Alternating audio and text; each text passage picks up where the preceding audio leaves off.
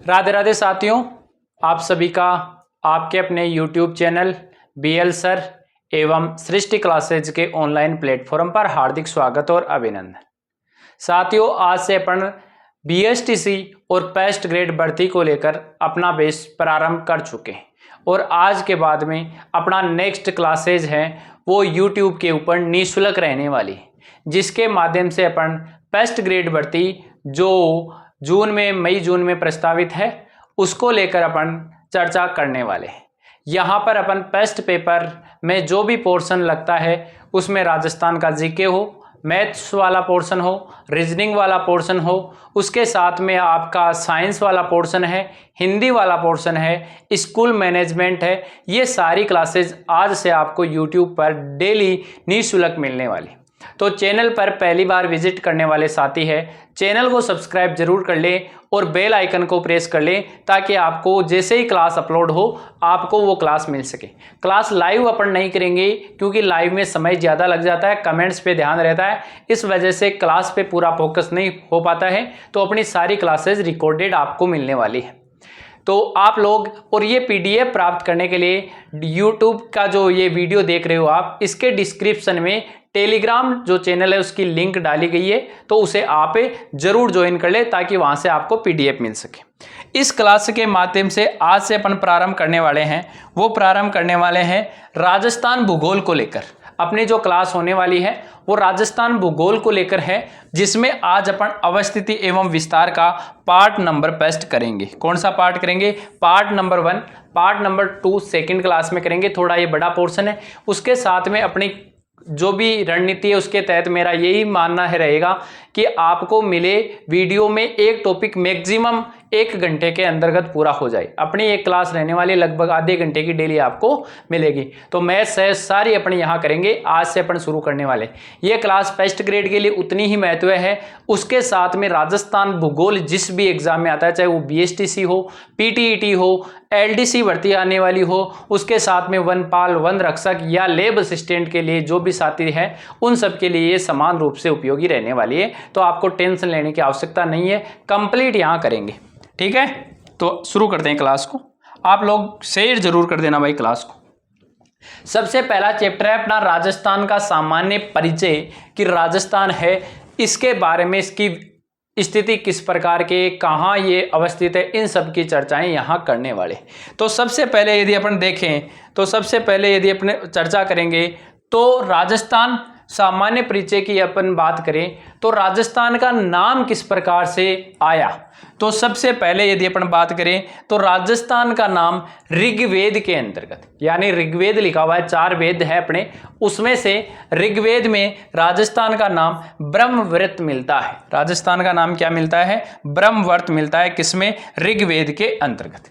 रामायण में राजस्थान का नाम मरुकांतार मिलता है। यानी राजस्थान के नाम है यदि अपन बात करें तो ऋग्वेद में ब्रह्मवर्त कहा गया है और रामायण में इसको मरुकांतार कहा गया है।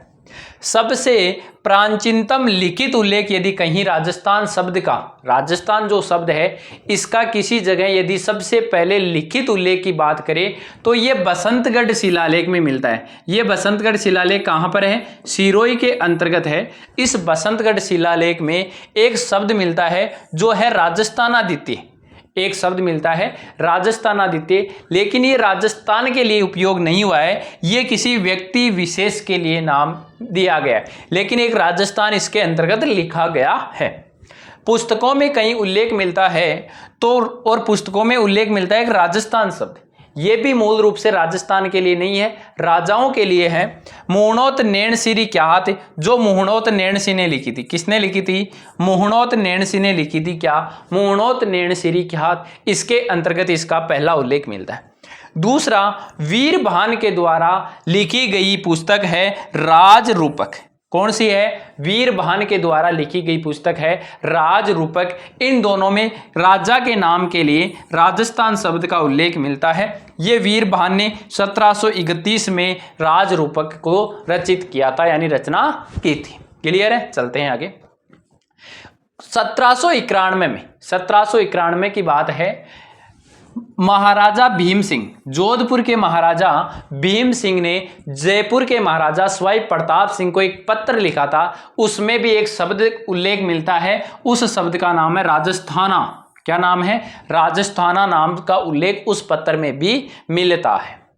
उसके बाद में इस प्रदेश के लिए, मतलब जो अपन राजस्थान में जिसमें निवास कर रहे हैं, इस प्रदेश के लिए सर्वप्रथम एक शब्द काम में लिया गया, वो शब्द था राजपूताना।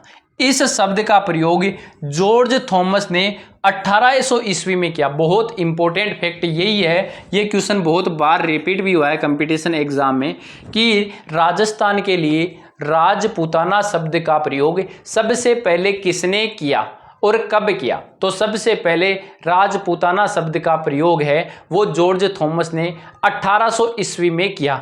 ये बात कहाँ लिखी हुई है, कहाँ देखने को मिलती है? तो एक विलियम फ्रैंकलिन की पुस्तक है military memoirs of mister George Thomas, यानी जॉर्ज थॉमस के ऊपर एक किताब लिखी गई है। वो किसने लिखी थी? विलियम फ्रैंकलिन ने लिखी। विलियम फ्रैंकलिन ने एक पुस्तक लिखी। उस पुस्तक जो किसको डेडिकेटेड है? जॉर्ज थॉमस को। ये पुस्तक कब लिखी गई? 1805 में लिखी गई। इसमें लिखा गया है कि जॉर्ज थॉमस ने इस शब्द का प्रयोग किया था। आ गई बात समझ में? आप लोग इसको अच्छे से समझ चुके होंगे कि मैं क्या कहना चाह रहा हूं इसके माध्यम से। ये जॉर्ज थॉमस ने 1800 में प्रयोग किया, ये बात कहाँ लिखी हुई है? तो ये इस पुस्तक में लिखी गई है। ये पुस्तक किसके द्वारा लिखित है? ये है विलियम फ्रैंकलिन के द्वारा। चलते हैं आगे। राजस्थान शब्द का पहला प्रयोग, राजस्थान शब्द का पहला प्रयोग कर्नल जेम्स टोड ने किया। किसने किया? कर्नल जेम्स टोड ने कहा, जिसे अपन घोड़े वाला बाबा के नाम से जानते। घोड़े वाला बाबा कौन है? कर्नल जेम्स टोड है। तो कर्नल जेम्स टोड ने राजस्थान शब्द का सर्वप्रथम प्रयोग किया। कब किया?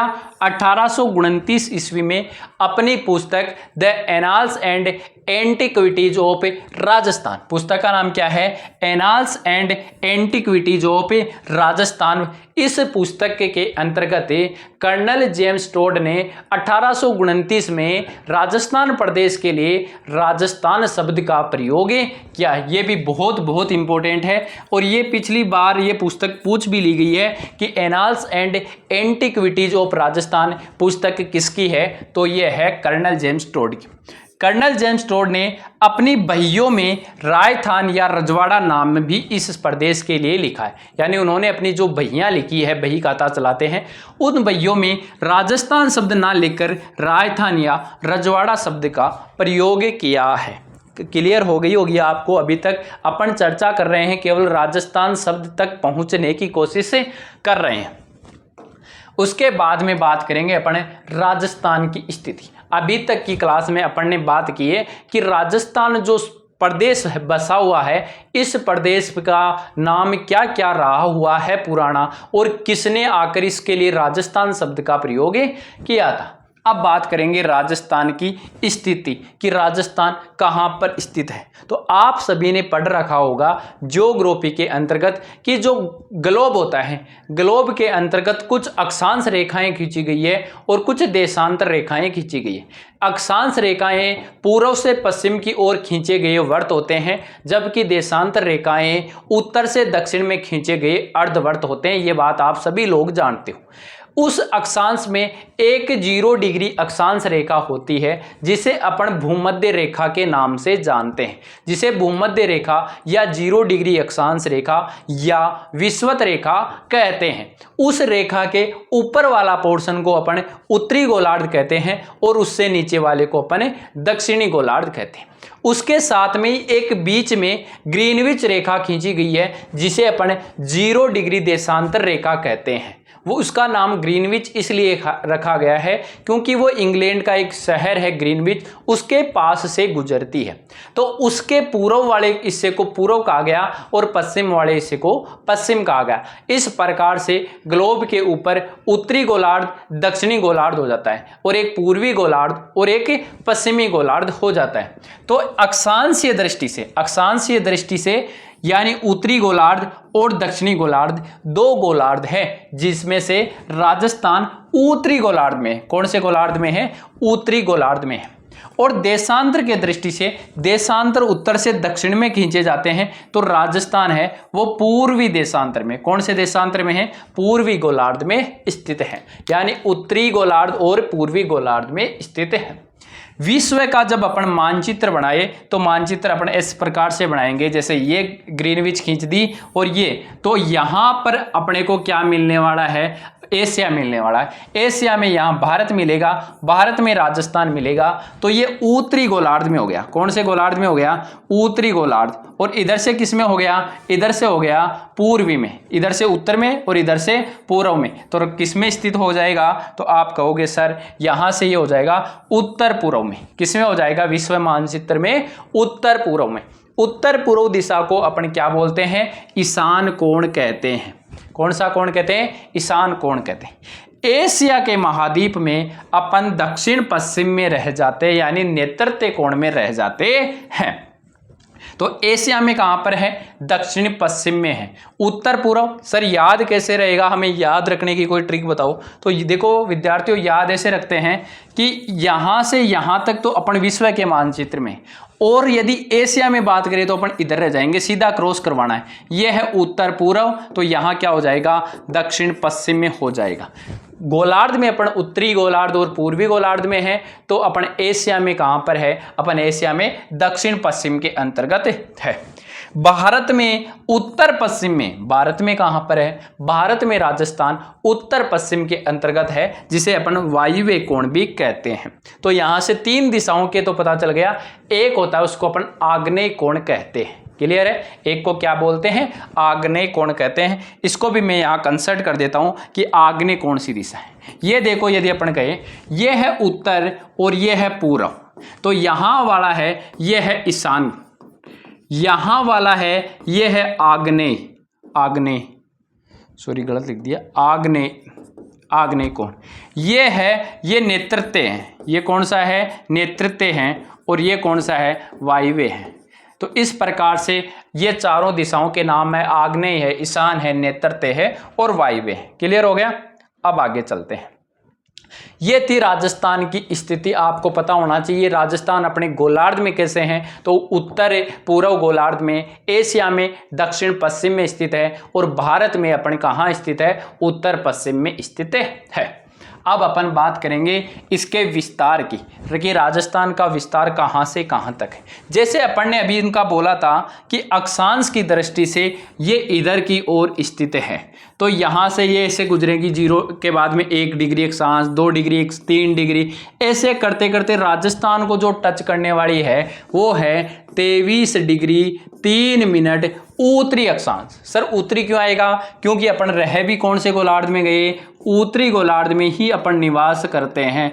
इस वजह से इसके दोनों ओर क्या लगेगा? उत्तरी अक्षांश से उत्तरी अक्षांश लगने वाला है। तो यहाँ से अक्षांश विस्तार की अपन बात करें तो राजस्थान का अक्षांश विस्तार 23 डिग्री 3 मिनट उत्तरी अक्षांश से लेकर 30 डिग्री 12 मिनट उत्तरी अक्षांश। एग्जामिनर आपको यहाँ क्या कंफ्यूज करने वाला है? एग्जामिनर कंफ्यूज करेगा कि या तो उत्तर से दक्षिण लगा देगा या फिर दक्षिण से उत्तर लगा देगा, लेकिन आपको ध्यान रखना है कि अक्षांश में अपन है ही उत्तरी गोलार्ध में, तो दोनों ओर उत्तरी उत्तरी ही लगेगा। यानी 23 डिग्री 3 मिनट उत्तरी अक्षांश से 30 डिग्री 12 मिनट उत्तरी अक्षांश। और देशांतरीय विस्तार की अपन बात करें तो अपना है 69 डिग्री 30 मिनट पूर्वी देशांतर से 78 डिग्री 17 मिनट पूर्वी देशांतर। क्योंकि अपने पूर्वी गोलार्ध में स्थित है, इस वजह से यहां पर भी दोनों ओर क्या लगा है? पूर्वी पूर्वी शब्द लगा है। क्लियर है?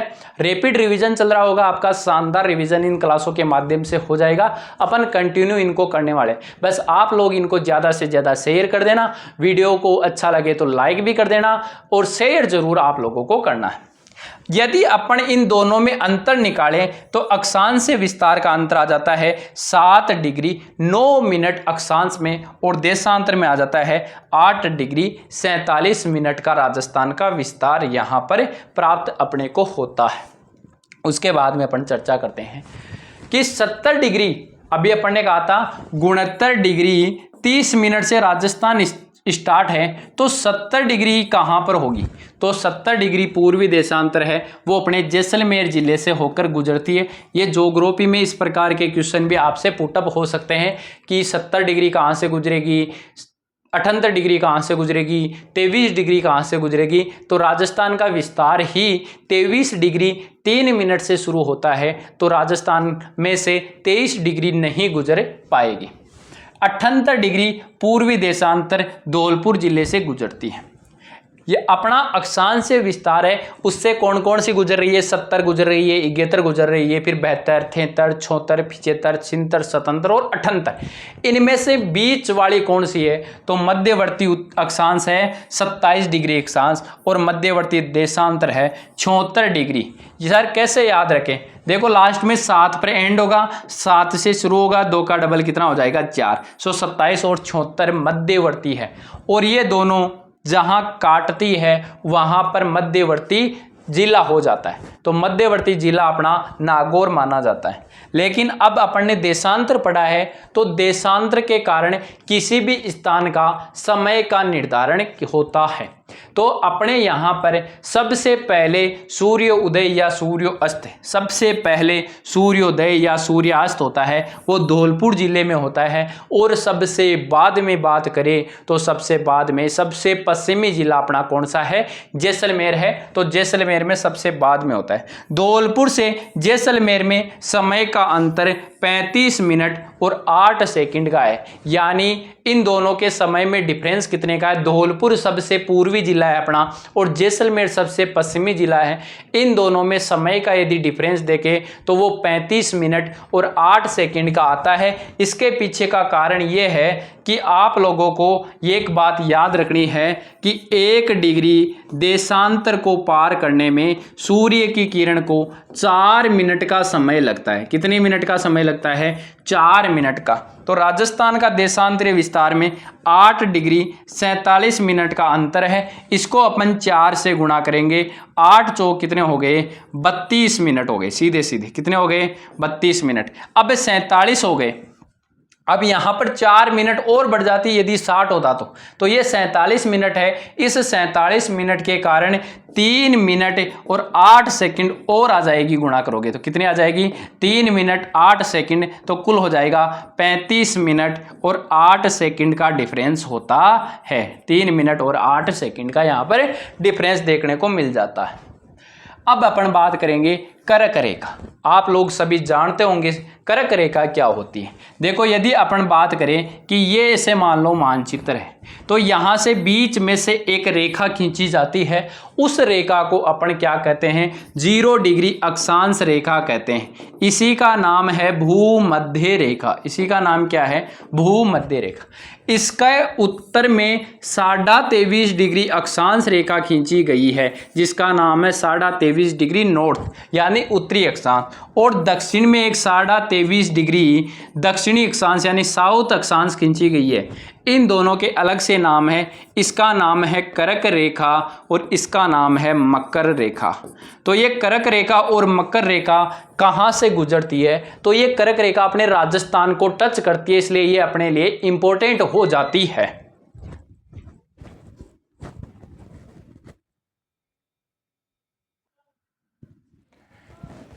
थोड़ा सा लाइट का इश्यू आ गया था, तो अपन ने बात कर ली है कि कर्क रेखा क्या है। 23.5 डिग्री उत्तरी अक्षांश को क्या नाम दिया जाता है?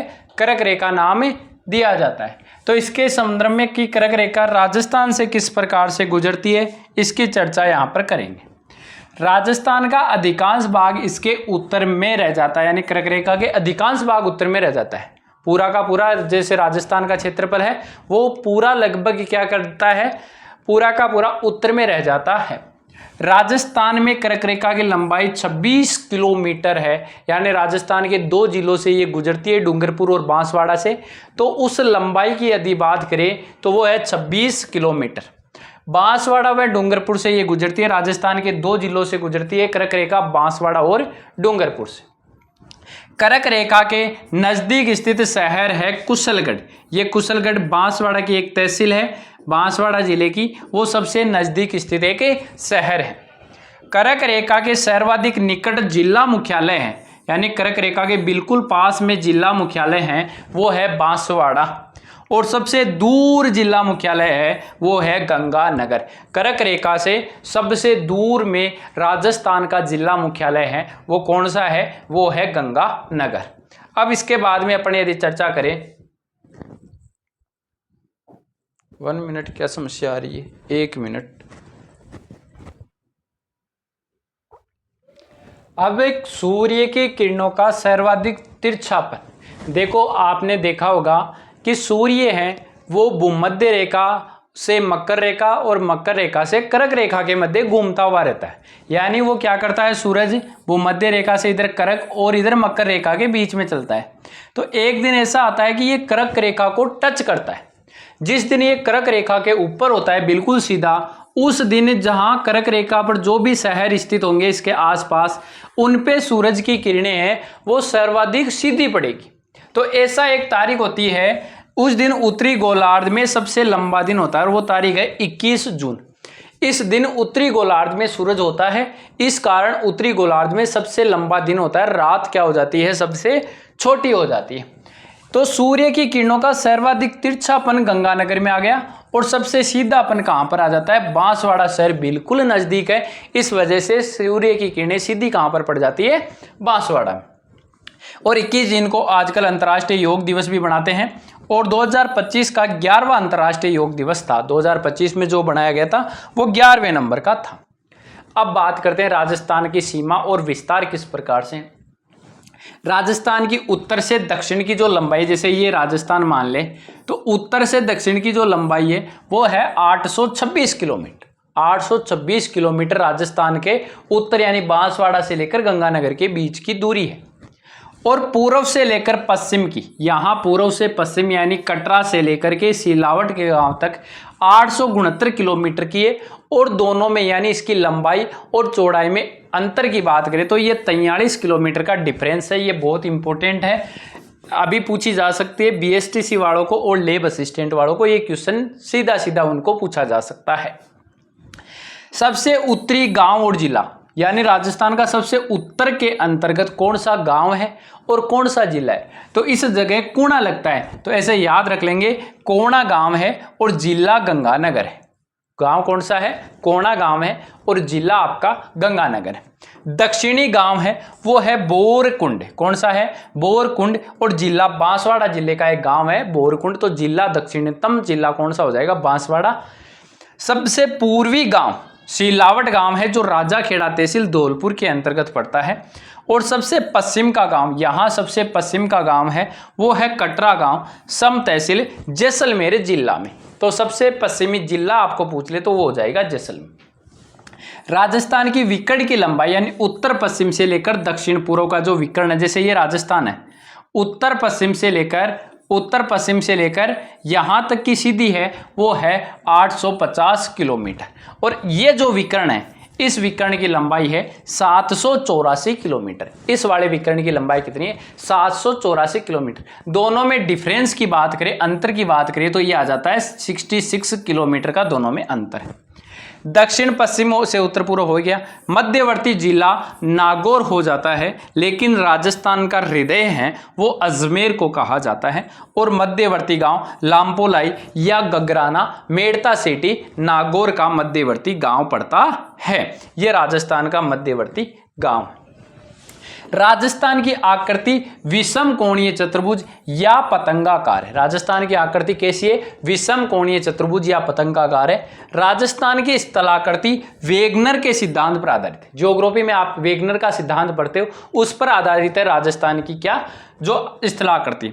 स्थलाकृति किसने बताई, टीएच हेंडले ने राजस्थान की स्थलाकृति को बताया। और राजस्थान की कुल स्थलीय सीमा 5920 किलोमीटर है, यानी राजस्थान की सीमा की लंबाई कितनी है, 5920 किलोमीटर। उसमें से राजस्थान की अंतर्राष्ट्रीय सीमा भी लगती है, रेड क्लिफ रेखा उसका नाम है। ये पाकिस्तान से लगती है, किससे लगती है, पाकिस्तान से लगती है, जिसकी लंबाई 1070 किलोमीटर है। जिसकी लंबाई कितनी है, 1070 किलोमीटर उसकी लंबाई है।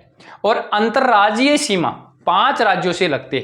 अंतर्राज्यीय जो सीमा है राजस्थान की वो 5 राज्यों से लगती है, वो लगती है 4850 किलोमीटर।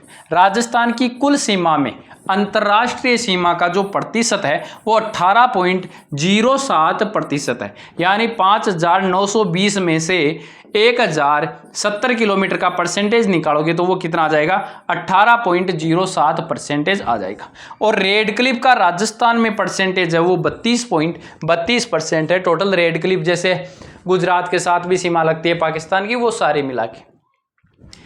अब रेड क्लिफ रेखा है वो हिंदूमल कोट, रेड क्लिफ रेखा इधर श्री गंगानगर का हिंदूमल कोट से लेकर बाकासर बाड़मेर तक है, बाकासर बाड़मेर तक है सीमा है। ये अध्यारोपित सीमा है, रेड क्लिफ रेखा इसका नाम है। ये एक अध्यारोपित रेखा है जिसका निर्धारण 17 अगस्त 1947 को हुआ था। और इसके ऊपर राजस्थान के 5 जिले स्थित है, गंगानगर, बीकानेर, फलोदी और जैसलमेर और बाड़मेर। ये ऊपर से नीचे के क्रम में है, उसी क्रम में आपको याद होना चाहिए, गंगानगर, बीकानेर, फलोदी, जैसलमेर, बाड़मेर, जिसमें से फलोदी के साथ में न्यूनतम सीमा और जैसलमेर के साथ में सर्वाधिक सीमा लगती है। केवल अंतर्राष्ट्रीय सीमा बनाने वाले जिले 3 जिले हैं, केवल अंतर्राष्ट्रीय सीमा का निर्माण करने वाले 3 ही जिले हैं, क्योंकि गंगानगर और बाड़मेर जिला है वो राज्यों के साथ भी सीमा बनाते हैं। तो केवल अंतर्राष्ट्रीय सीमा बनाने वाले 3 जिले हैं, जिसमें आपका बीकानेर आ जाता है, जिसमें आपकी फलोदी आ जाती है और जैसलमेर आ जाता है। सर्वाधिक निकट जिला मुख्यालय, इस रेड क्लिफ पे जो रेखा है इसके सर्वाधिक निकट में कोई जिला मुख्यालय है तो वो है श्री गंगानगर जिले का। और सर्वाधिक निकट शहर स्थित है वो है अनूपगढ़ शहर, जिसको एक बार गहलोत जी ने जिला भी बनाया था। और सर्वाधिक दूर स्थित जिला मुख्यालय है धौलपुर। लेकिन इन रेड क्लिफ वालों में सबसे दूर की बात करें कि इन 5 में से दूर कौन सा है, तो इन 5 में से दूर है आपका बीकानेर। इन 5 में से जिलों में से सबसे दूर है बीकानेर का। अब है अंतर्राष्ट्रीय सीमा पर राजस्थान के 25 जिले, जिनमें से 23 तो केवल अंतर्राज्यीय और 2 अंतर्राष्ट्रीय भी है। कुल मिला के अंतर्राज्यीय सीमा बनाने वाले जिलों की संख्या 25 है, जिसमें से कौन सी दिशा में कौन सा राज्य बनाता है और उसकी सीमा कितनी। उत्तर में पंजाब है, राजस्थान के उत्तर में पंजाब है जो 89 किलोमीटर की सीमा बनाता है और जो सबसे कम भी है, न्यूनतम है। और इससे केवल 2 ही जिले सीमा बनाते हैं, गंगानगर और हनुमानगढ़। उत्तर पूर्व में हरियाणा है जो 1262 किलोमीटर की सीमा और 8 जिले राजस्थान के इससे सीमा बनाते हैं। पूर्व के अंतर उत्तर प्रदेश है जो 877 किलोमीटर सीमा बनाते हैं और जिले केवल 3 है। दक्षिण पूर्व में मध्य प्रदेश है, उससे राजस्थान की सीमा 1600 किलोमीटर लगती है जो सबसे ज्यादा है और 10 जिले सीमा बनाते हैं। और दक्षिण पश्चिम में अपना गुजरात है जो 1022 किलोमीटर की सीमा बनाते हैं और 6 जिले गुजरात के साथ में सीमा बनाते हैं। यह आज वाले पोर्शन में अपने सीमा पढ़ ली। अब कौन से जिले की कितनी क्या लगती है, कौन कौन से जिले सीमा लगाते हैं, ये अपन अगले पार्ट में पढ़ेंगे। उससे पहले आपको एक चीज देख लेनी है, राजस्थान का क्षेत्रफल 3,42,239 वर्ग किलोमीटर। पहली बात तो एक डाटा, यदि मील में पूछ ले तो 132 139, मील में पूछ ले तो 132 139 वर्ग मील में हो गया। उसके साथ में ये क्षेत्रफल भारत के क्षेत्रफल का 10.41% है और राजस्थान का क्षेत्रफल में पूरे भारत के अंतर्गत पहला स्थान है। बाकी संभागीय व्यवस्था क्या है, कौन से जिलों की कैसी सीमा लगती है, कौन सा सबसे ज्यादा सीमा बनाता है, कितना बनाता है, कौन से अंतर्वर्ती जिले हैं, कौन से नवीन जिले हैं, किस जिले का निर्माण कब हुआ था, इन सब की चर्चा अपन नेक्स्ट वीडियो के अंतर्गत करने वाले। वीडियो अच्छा लगा है तो वीडियो को ज्यादा से ज्यादा शेयर कर देना। चैनल पर पहली बार विजिट करने वाले साथी चैनल को सब्सक्राइब जरूर करके जाए, ताकि जैसे ही अपना नेक्स्ट वीडियो डेली आपको वीडियो मिलेगा। आज से अपना कंटिन्यू क्लासेस शुरू हो चुकी है फर्स्ट ग्रेड को लेकर, और जीके वाला पोर्शन तो चाहे आप बीएसटीसी, पीटीईटी, एलडीसी की भर्ती, second grade, third grade, REET किसी भी भर्ती की एग्जाम देना चाहते हो उन सब के लिए सफिशिएंट पूरा का पूरा मैटर में यहां करवाने वाला हूं। ये पीडीएफ प्राप्त करने के लिए वीडियो के डिस्क्रिप्शन में टेलीग्राम की लिंक है, जिसे जरूर ज्वाइन कर ले। ठीक है, मिलते हैं इसी आशा और उम्मीद के साथ में किसी नेक्स्ट वीडियो में। तब तक के लिए ऑल द बेस्ट, धन्यवाद, राम राम प्यारे विद्यार्थियों।